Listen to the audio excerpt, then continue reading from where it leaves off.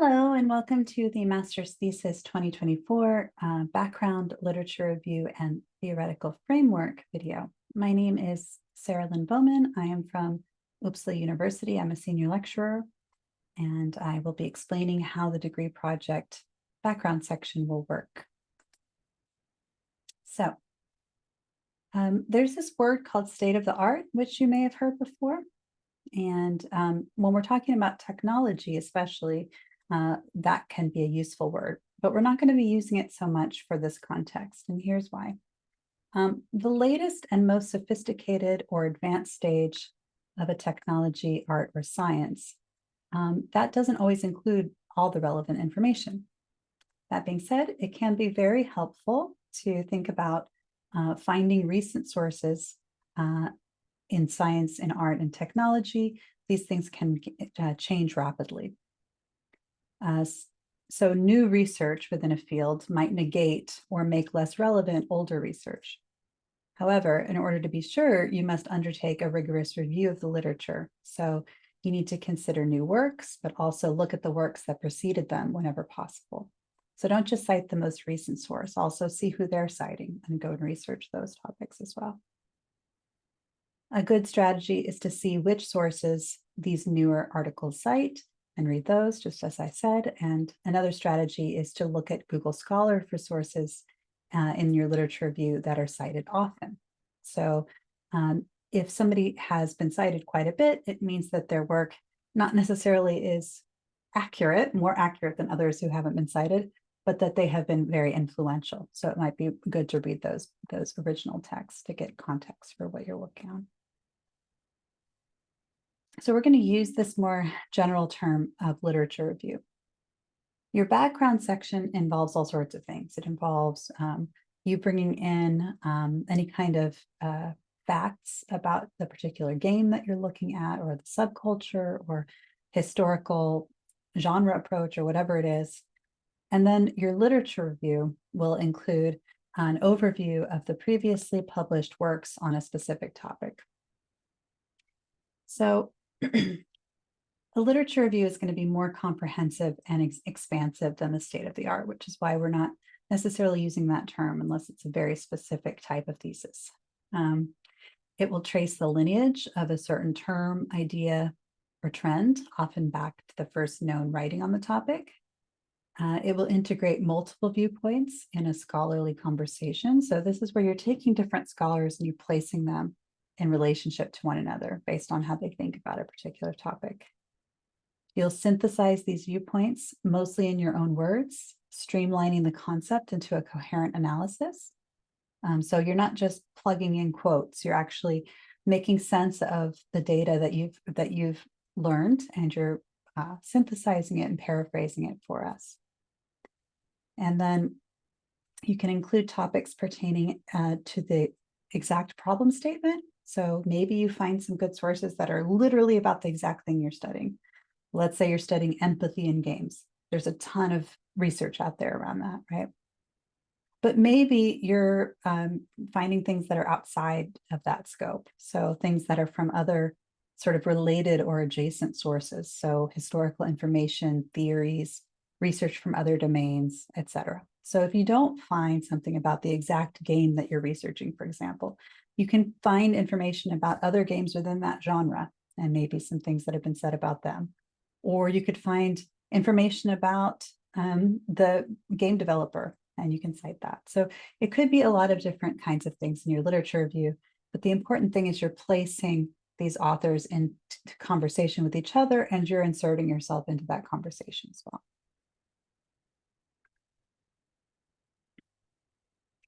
So for all our purposes, we will use the overall term background to cover many topics, because not everything's going to be a lit review, not everything's going to be a state of the art, or even a theoretical framework, which we'll go over in a second. So the term background will be an overview of the topic, so any history or other relevant facts.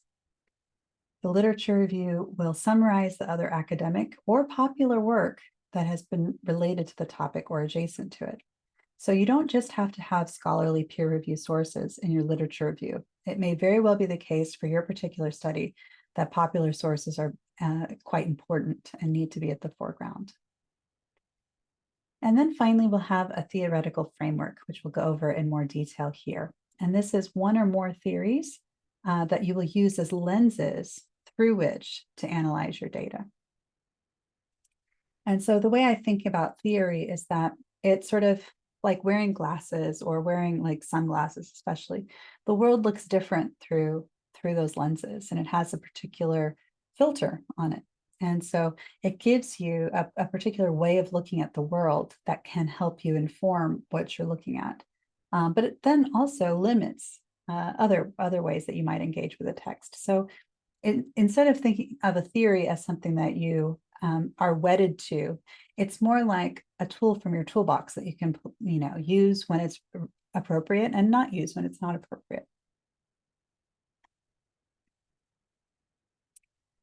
So for our purposes, game studies is a relatively new field, and it's changing rapidly on certain topics or game styles. So it is important to try to find up-to-date articles when possible, but it's also important, as I mentioned, to trace back the lineages of those concepts to previous sources.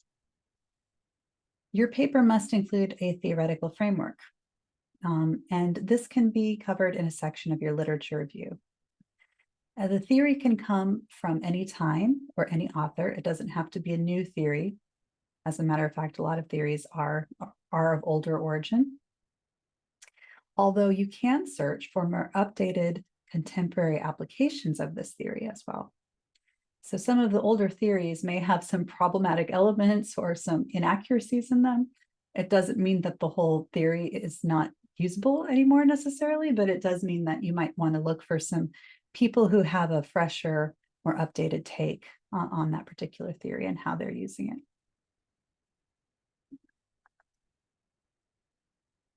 So there are what are called primary sources and secondary sources in research. A primary source is the original source that features a specific topic or theory. So that could be, for example, the first things Freud ever wrote about the unconscious. Maybe that's the original source, the primary text. It could be a source that critiques the original source or takes the concepts a bit further, but usually it's still a primary text, meaning that it's still sort of the origin of that particular concept, even if it's responding to something else. Some examples in our field, in early game studies, there were articles that established common terms that we use all the time, things like affordances. So looking at where those terms were originated. Early theoretical texts that have shaped a discipline or an intellectual or cultural movement. Examples include Sigmund Freud, Karl Marx, Laura Mulvey, and bell hooks. We'll talk about both of them today. And there's a direct lineage, actually, between all four of those, except for Marx. Marx goes before Freud in that case. But Freud was definitely, and Freud and Marx were coming from a same intellectual standpoint in that they were looking at the deep structures of what motivates us. They just had different conclusions. Marx believed it was economic in nature, and Freud believed that it was, the unconscious. And then there may be later theoretical texts that critique or took these ideas in an entirely new direction. And so Laura Mulvey and bell hooks are examples of that. And then there are secondary sources. These are sources that discuss, summarize, critique, or otherwise engage with a primary text. And note that there's a little bit of slippage here between what's a primary text and a secondary text within this framework. But if the text is mostly just summarizing and reinterpreting or reapplying a theory, then it's a secondary source. If it's offering new language, new theoretical language, and that's the first time it's ever been shared, and even if it's in response to a previous thing, that's a primary source. So publications written in response to an original concept, for example. Okay, so theoretical framework. A theoretical framework presents one or more lenses through which you'll view your topic, as I was mentioning. You may have one theory that you're working with, but you're looking at different types of approaches to that theory. So maybe you have 3 different sources that are all about psychoanalysis, for example. Whatever it is, you need to engage in more than one source. So you can have several theories, or you can have one theory that gets taken in different ways by different authors. It must be explained thoroughly, mostly in your own words, citing sources when necessary. So you're obviously not taking other people's ideas and presenting them as your own. That's plagiarism, right? But you're also not putting in lots of quotes from Freud or whoever into the text and then not having your own analysis or your own summary of it there. So you're presenting the information in the context of your paper and in your voice. So here's a specific example. I believe it was actually earlier than 78. I think it might have been 74 or 5, but Laura Mulvey wrote a very contentious paper called Visual Pleasure in Narrative Cinema. And she was looking at old Hollywood movies, basically. And she was looking at the key directors that were famous at the time and the way they viewed women, particularly. And so she used Freudian psychoanalytic terms such as scopophilia, which is the pleasure of the gaze or the pleasure of looking, and voyeurism, so the act of possessing someone with one's gaze. And you can trace those back and cite those original terms from Freud if you wanted to. But then she comes up with her own term. And remember, this makes it more of a primary source in that regard. And her term is called the male gaze. And this has become widely used in the feminist movement. The male gaze posits that films are made from a heteronormative cis male perspective. Now, the majority, almost all film directors until recently have been cis white males. And so it's not that this is just theory. I mean, it's also, you can look at the demographics, and it's very rare for women to be able to direct films, especially big budget films. And because of that perspective, Mulvey states that the camera itself will often objectify or possess a woman, encouraging viewers to gaze in the same way that the director would be gazing. And the famous example she talks about is Alfred Hitchcock, where there's all these really interesting camera shots, but also storylines about this voyeurism and this possession of women. So while this theory is focused in film, it's a theory that has been applied to video games and other media in some quite controversial ways. So in this case, if you were to use the male gaze, you'd want to actually go to newer research as well. You'd still cite the Mulvey. You might still cite the Freud, depending on whether you find it useful or not. But then you would also look at, more recent stuff, who has written about the male gaze specifically with regard to perhaps the video game genre that you're looking at, or a specific game studio, or any number of other things. So you're taking that theory and you're applying it to your context.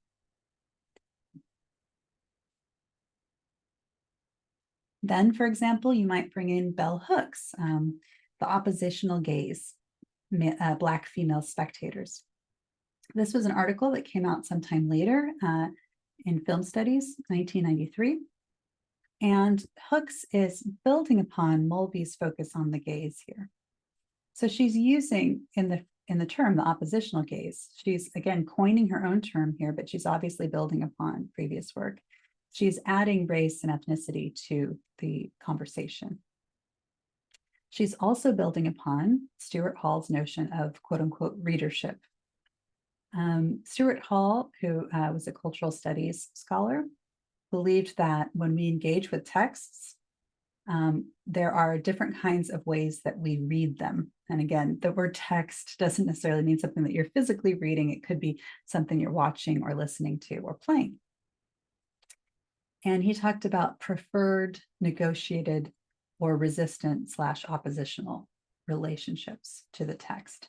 So if your favorite game is coming out and you stood outside for several hours to get that game, which does happen, then you're probably a preferred reader of that game. If you are a negotiated reader, maybe you like the game okay, but you also, maybe it has some problematic elements that you feel a little guilty playing it, or you feel like maybe it's too fluffy and it doesn't, people won't respect you if they find out you're playing this game. That might be a negotiated readership. But then there's texts where people are just resistant and oppositional. And in those cases, they are not the preferred reader. They are actually, the text may not even be about them, or if it is, it might be very stereotypical or problematic, and they just can't engage with that text. It can also be for very superficial reasons as well. But, the idea is that readers are not just sort of mindless drones. We used to call it the hypodermic needle theory, which is an unfortunate term in some ways, but the idea that, media is like a drug that you just inject into someone's system, and then they're going to respond to that in exactly the same way each time, which is not actually the way media works. So this was an attempt to make sense of that. So maybe if you were using this theoretical framework and you actually really like these ideas of readership, you would then also bring Stuart Hall into your theoretical framework.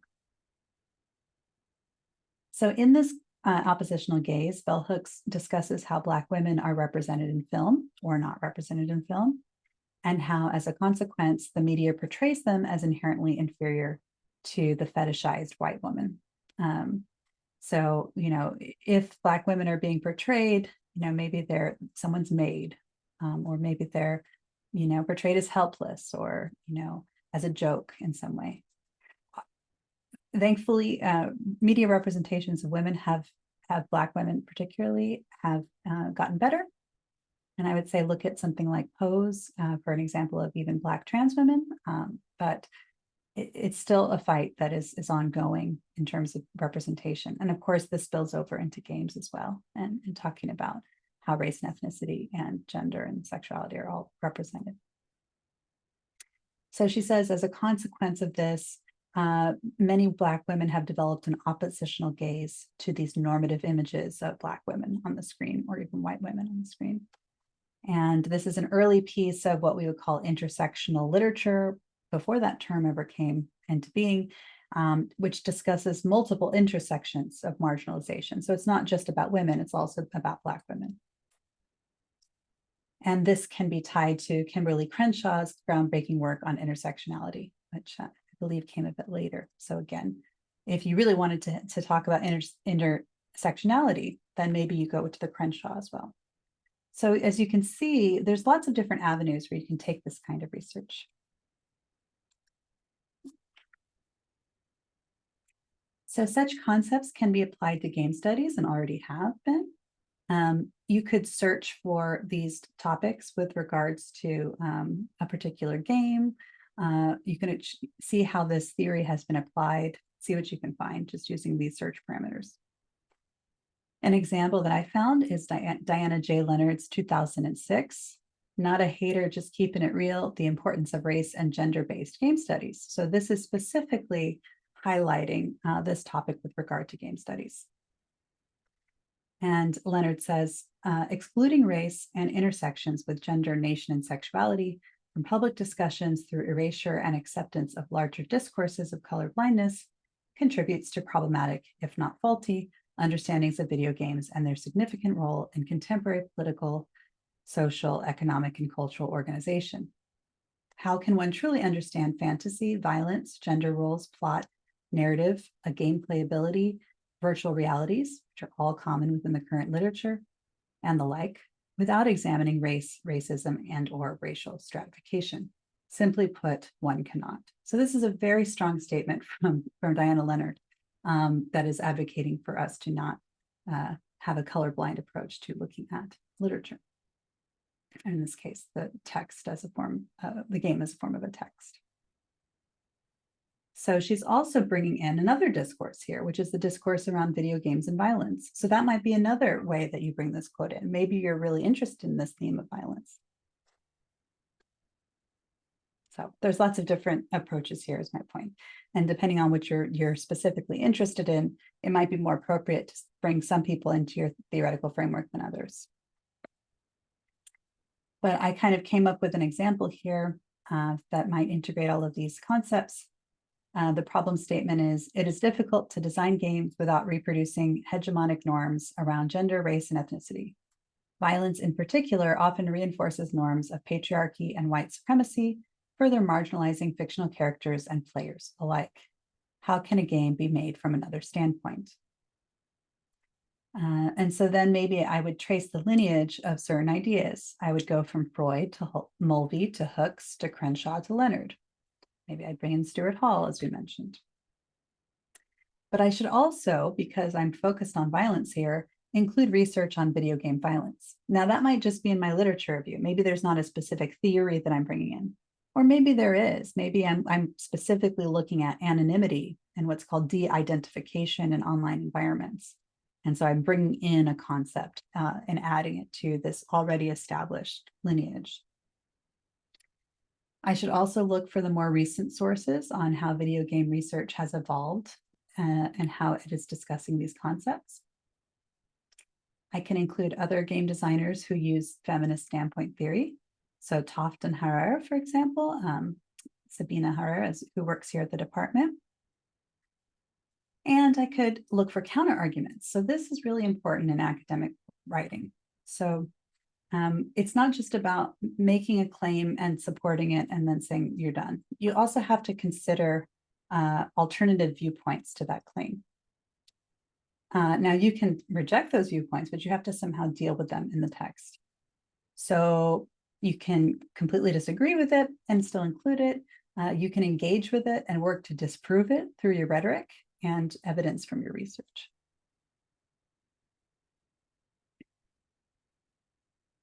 We'll get a little bit more into that when we talk about the Toulmin method later in the course.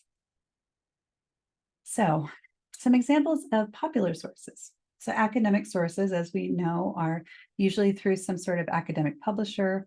Sometimes they are also peer-reviewed, although not always. So whenever you're doing a search, there sometimes is a button for peer review where you can actually click and only pull up sources that have been peer-reviewed. So popular sources are usually published in newspapers, magazines, blogs, and other forms of mass media, but not always. They could be some other form of medium. While popular sources sometimes go through an editorial process, the goal is to reach a wide audience and to be as accessible as possible. And sometimes if it's like a newspaper or a magazine, it might be putting out content very quickly too, whereas peer review is extremely slow. Might take a year or 2 years to get an article out, whereas a journalist might want to get it out tomorrow. Thus, depth or nuance might be lacking, as well as any kind of academic rigor. And also, editorial staff and journalists often do not have specialties in this topic.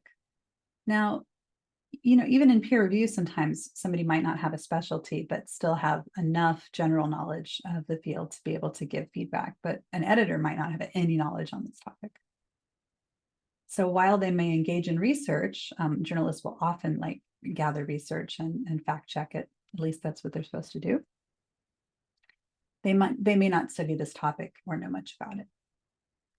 Now you can use popular sources in your thesis, and those can also include, game developers' blogs or GDC talks or any number of other platforms. And in those cases, the individual game designers that we're talking about, they are experts in their area. So it's just not an academic form of expertise, at least not usually. Sometimes they'll straddle both lines, but usually someone is either in industry or in academia. Indeed, many of the key terms and texts on games emerged in the popular sphere first, rather than in the academic sphere. So there are certain terms that we use in academic papers that actually arose from the popular discourse. If you are studying the discourse around gaming, then you would have to engage with popular sources. This can include discussions on social media, and that will be important to the text. So if you were just engaging with academic texts, that wouldn't make much sense if you're doing a discourse analysis. However, popular sources can also often be simplistic, misleading, or otherwise less credible, especially if there's some sort of financial reason for publishing them. Alternatively, scholarly sources are vetted in some way by other scholars in the field. They tend to adhere to academic standards that are established in specific disciplines. They're published in venues that are considered scholarly, such as academic book and journal publishers. They undergo rigorous editorial review at each stage of the process. That could be the abstract that gets submitted, and then a draft gets written, and then you have the finished product. They tend to include a substantial amount of research, which is referenced in an established citation style throughout the article. In our case, we'll be using APA for the thesis. This means that they are in scholarly dialogue with other thinkers within the overall discourse, meaning that they're not just writing an opinion piece and putting it out there. They are actually engaging in this scholarly process, just as you are, of bringing these other sources in and placing themselves in dialogue with them. Peer-reviewed sources undergo even more extensive vetting by one or more reviewers outside of the editorial team. They tend to be experts on the topic or a related topic, and they've been asked to review the paper as a result. Sometimes the review is open and the author and reviewer know each other. However, double-blind processes are considered more credible because otherwise you could have bias and influence over the result because you know the person. All right, a little talk about credibility. So way back in Greece, maybe earlier than classical Greece, Aristotle created a model for the balance of a proper argument in his mind. So here we have an image of what's called the Rhetorical Triangle, and it says an overview of the 3 rhetorical appeals. And by appeal, it means that when you're writing something, you are appealing to someone's blank. So you're appealing to their need for a certain response. So in general, he's talking about, the need to feel like the source is somebody they can trust, that the evidence it supports the claim, and that there is some sort of emotional impact. So ethos is the Greek term for ethics, but actually it has come to also represent the credibility of the person who's speaking. This is established through a variety of factors. It could be their social status, their awareness of a topic, their professionalism, or even a celebrity endorsement. And also researching, being a researcher, for example. So building ethos will help make your audience trust what you are saying. So you are doing that by conducting a literature review, by the way, and establishing the background and giving a well-presented account of your theoretical framework. You are establishing your credibility. But also, whenever you're analyzing these texts, when you're building your literature review, you want to think about the ethos, the credibility of the speaker. Then there's logos. And again, we'll talk about this more when we talk about the Toolman method, but that's the sort of nuts and bolts of how the argument is constructed. What is the message? So logos is the Greek term for logic, but it has been made to represent the facts, the research, and other message elements that provide proof or evidence to a claim. So you would use logos to convince your audience that what they are hearing or seeing is well-researched, well-built, or otherwise worth their time. So for example, in your method section, you're justifying why you are using particular procedures. When you present your results and when you discuss them, you are analyzing them hopefully in a way that's persuasive. So let's say you're trying to test a certain mechanic and whether or not it'll have an emotional impact. And in all 3 play tests, it did indeed have the desired emotional impact. Well, then you can say that you have evidence to support that claim, at least in these cases. Notice that there's a qualifier there. Maybe not every single person who ever played the game might feel that way, but in these cases. So that would be logos. And then pathos, and this is trying to evoke some sort of reaction from the audience. It's the Greek term for emotion, but has been made to represent how an audience feels or experiences a message or a text. The appeal of pathos makes a person feel sad, excited, angry, motivated, jealous, or any number of other emotions that may persuade them to act based on what you say. I don't know how much jealousy may play into academic papers, but it's definitely, there are lots of different emotions that can arise when we are engaged in a text. It's not just this purely objective, logic-based experience, right? Now, for Aristotle, if you're giving a speech, for example, at the, in order to persuade people to vote a certain way, then all of these things are basically equal. But in academic writing, you're not going to necessarily have an equal amount of pathos to your logos. It might be a little bit more subdued underneath the surface, because that might be seen as manipulative. But at the same time, you want to persuade people to actually be interested in what you're saying, right? And to actually care about what you're saying and have and feel motivated to continue to engage with your work. So these appeals are important to consider in your thesis. Appeal to logos. Is my argument sound? Do I bring in sufficient evidence to support my points? Do I engage with counterarguments in an effective and persuasive way? Pathos. Am I able to move the audience emotionally? Does my emotional appeal overwhelm my logical appeal? Because you don't want that to happen, remember? If so, how can I scale it back and write in a more academic way? So just because something's academic doesn't mean there's no emotion in it, but it is a certain level of professionalism that's supposed to dial back certain kinds of emotional responses. That being said, more and more in research, especially in things like autoethnography and in the humanities, you're seeing a lot more research coming out that's deeply personal. So it's not necessarily bad to have pathos. It just has to be done in a persuasive way. Will my intended audience respond well to this emotional appeal? Or might it repel them and compromise my argument? So if people feel like they're being manipulated in some way, or if they don't care at all about the thing that you care about, that could make them reject the argument altogether. And then we go to ethos. And remember, we started this conversation talking about credibility. How can you determine whether or not a source is credible? As we talked about with peer review does not necessarily mean the contents of the paper are true or that it's better than other papers. But what it does mean is it's established a certain level of ethos to the reader if that person indeed thinks that peer review is important, which most researchers do, that the text has undergone sufficient quality control and it has gone through different iterations, as we will in this class. So ethos, does my argument come across as ethically sound?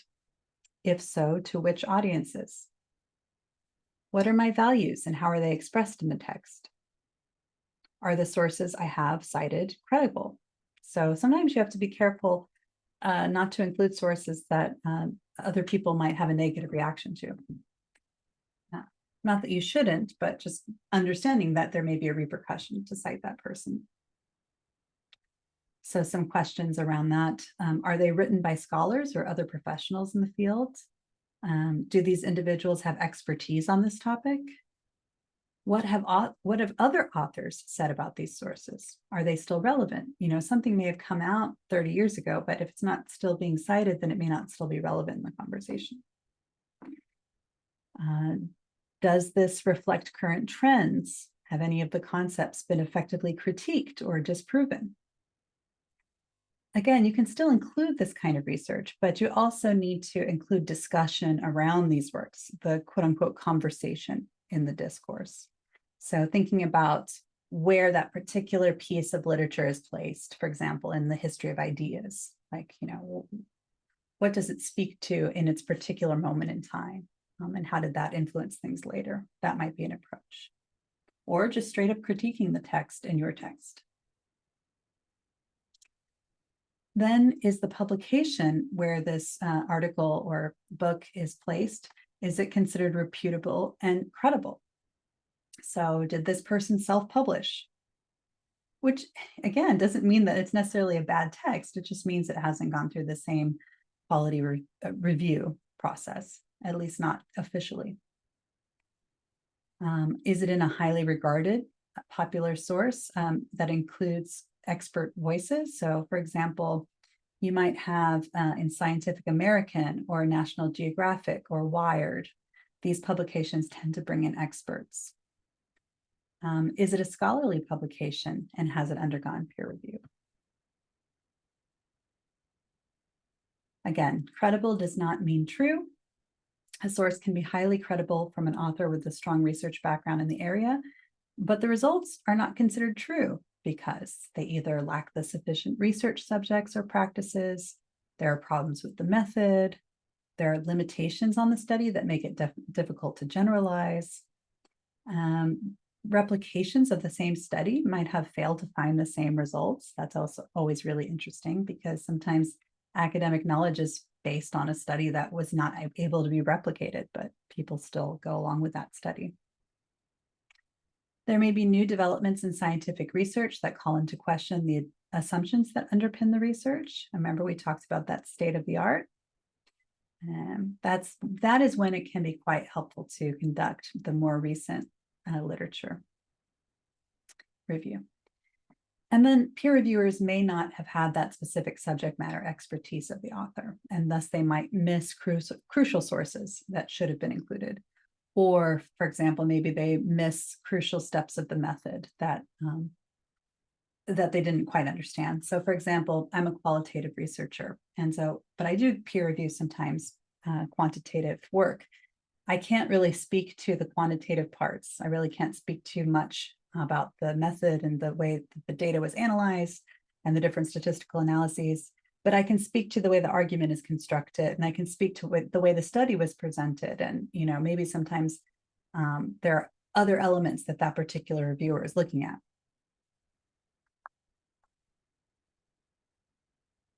For our purposes, credibility should be at the forefront of your mind. So keeping all of those caveats in mind.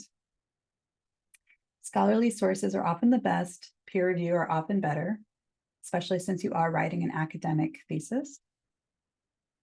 It just really impacts the way people view your work. I hate to say it, but that being said, there may be topics that don't have a lot of scholarly resources around them, or maybe the scholarly work isn't as relevant, and that's fine. But knowing what's out there is important and being able to point to it. Popular sources should be highly credible. For example, the Scientific American example versus someone's blog.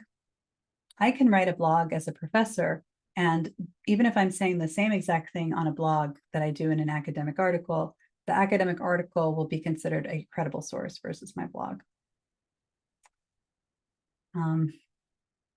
The exception to this is if you are trying to analyze the popular discourse around something, which we've talked about before. So what are people in general saying about this thing?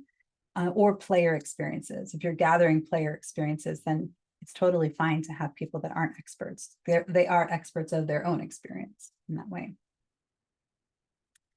Whenever you're looking at source materials and you're looking for academic credibility in particular, you should be a little bit suspicious of any sources that end in .com, .org, or even .edu sometimes, even though it's technically educational. When I first got my first website, it was a .edu, and I was putting all sorts of things up there that had nothing to do with the academic things I was studying. So just because something has a .edu web address doesn't mean that it's accurate. These sources may have credible information, but do not assume that they lack bias. On some level, we all have bias, but there is part of the scientific process that tries to reduce bias as much as possible. There could also be on these .edu sites student-facing concepts that don't have any citations in them. So you would want to go to the original source to cite that, not this, departmental website, for example.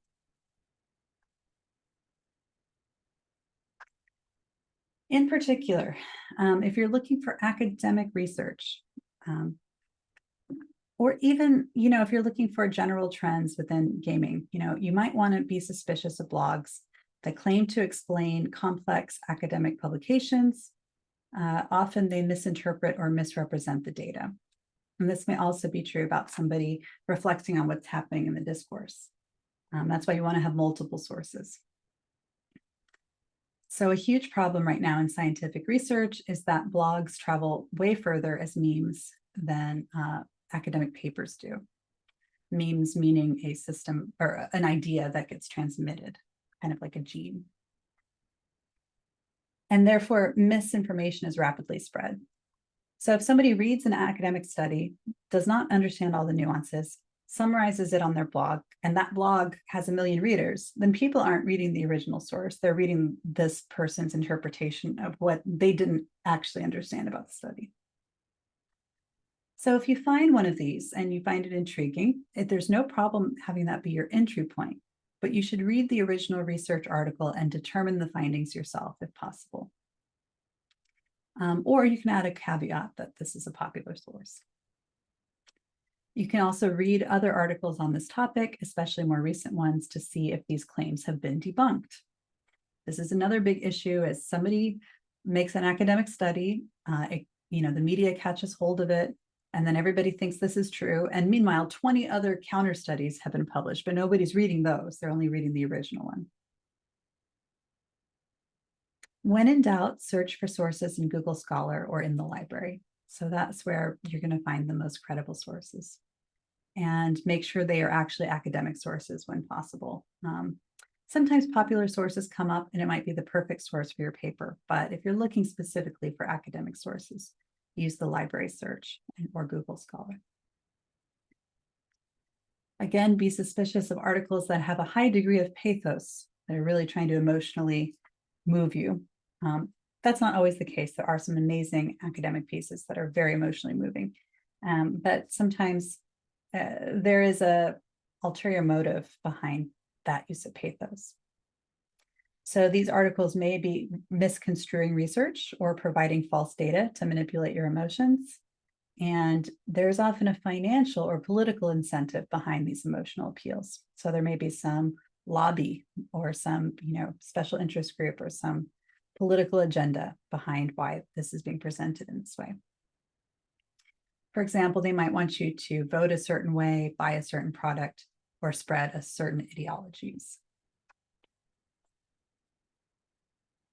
I mentioned bias briefly. Bias is not always a bad thing. All research has values embedded in it. There's no such thing as bias-free, particularly in the social sciences and humanities, bias-free research. For example, to have a humanitarian bias is likely a good thing. It's probably a good thing to care about human rights, and to have that be at the forefront of your research is not necessarily a bad thing. So when you're thinking about bias, consider how does the bias affect the source? So is the material compromised in some way because of the bias? Does the researcher or author actually acknowledge their bias? Sometimes they will tell you upfront what their position is, or reflexivity even. They might tell you why they look at the world a certain way and why they're interpreting the data in that way. And just to leave you with a phrase, reality has a liberal bias, meaning that often the kinds of things that we see in the world, once we're aware of them, will lean towards an understanding that supports a more progressive value system. All right, thank you very much. Again, my name is Lynne Bowman. I'm a senior lecturer at Uppsala, and here's my email if you'd like to get in contact with me. Have a great day.